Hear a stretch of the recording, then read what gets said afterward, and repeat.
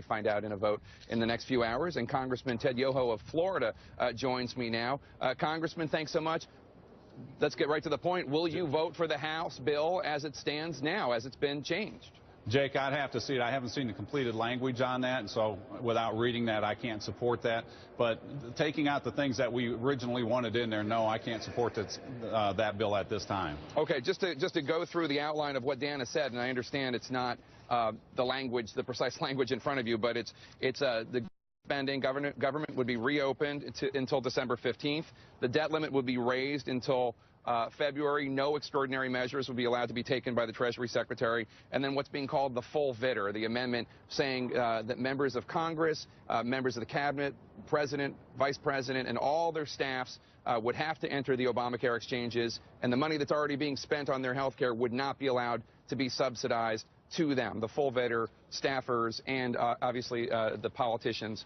That's not enough for you to support this bill. No, it's not. I co-sponsored the VITR, the Sanis amendment, and I think that's a fair thing to do to make sure we pay the same thing everybody else in America does. It's unconstitutional that Congress can pass a law that doesn't apply to them also. I mean, it's a common sense thing, and it's a shame that we have to have another bill to say what the Constitution already says. But the other things that were in what I saw this morning, I can't support.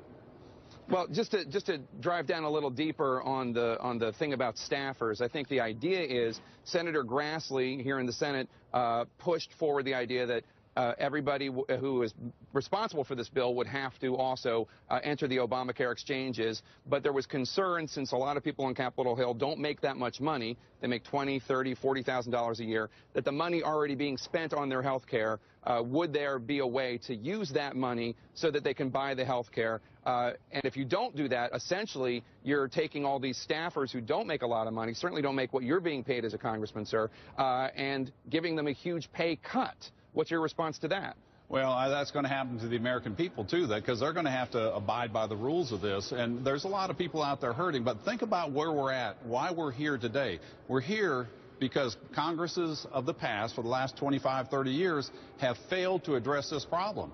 This is a time where we're at, and if we don't deal with this problem now, what good is it going to be to extend it till December 15th, January 15th, or even February 15th? We're going to go through this again. We're here. I say let's fix the things that we have to fix now. We've got to address spending.